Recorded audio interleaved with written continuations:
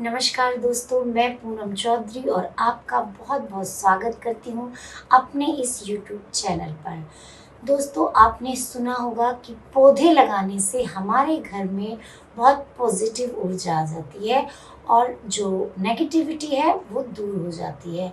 तो ऐसा कौन सा पौधा है जिससे कि हमारे घर में वास्तु का भी और काफ़ी पॉजिटिविटी हमारे घर में होने लगती है।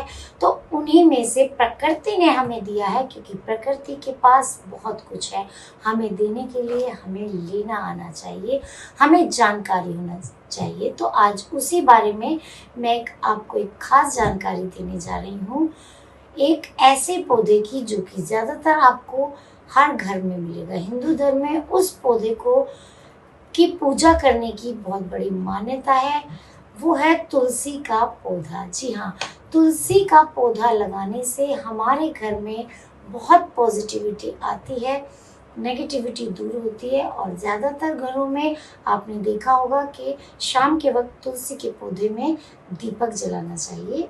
कुछ लोग जलाते भी हैं, लेकिन ये बहुत ही अच्छा है उनके लिए, क्योंकि इसे जलाने से आपकी जो नेगेटिव ऊर्जा है वो कम होती है। तो और भी बहुत सारे गुण हैं तुलसी के पौधे में, तो आइए बात करते हैं इसी के बारे में। तो घर में तुलसी का पौधा लगाने से हमारे घर में जो भी वास्तु दोष होता है वो समाप्त हो जाता है, वो एकदम से खत्म हो जाता है, और जो नेगेटिविटी हो रही होती है वो भी खत्म हो जाती है।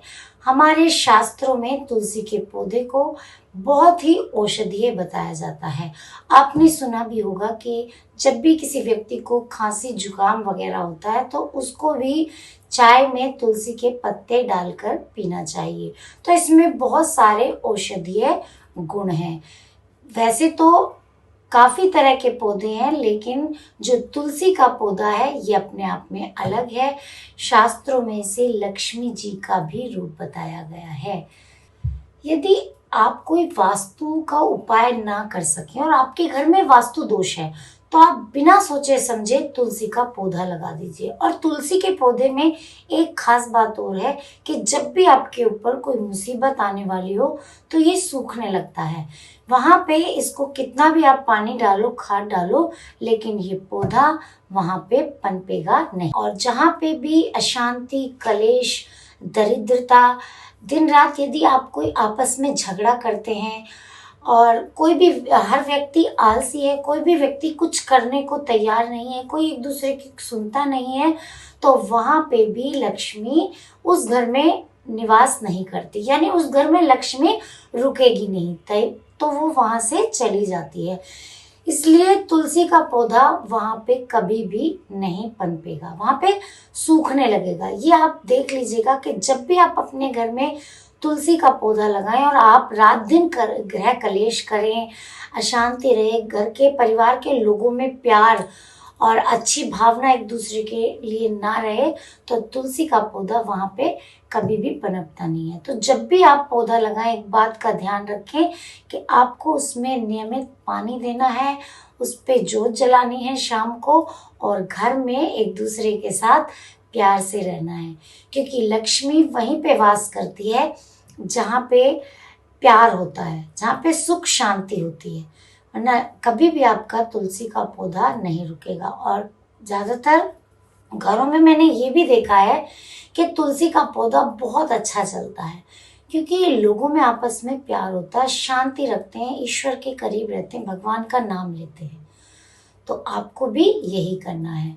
दूसरी बात, जो भी आपके घर नेगेटिविटी आती है, यानी कि बाहर से भी यदि कोई ऐसा व्यक्ति आया है कि जिसके अंदर नेगेटिविटी है, नकारात्मकता है, तो यदि आप अपने घर के बाहर तुलसी का पौधा लगाएं तो वो भी आपके घर से चली जाएगी।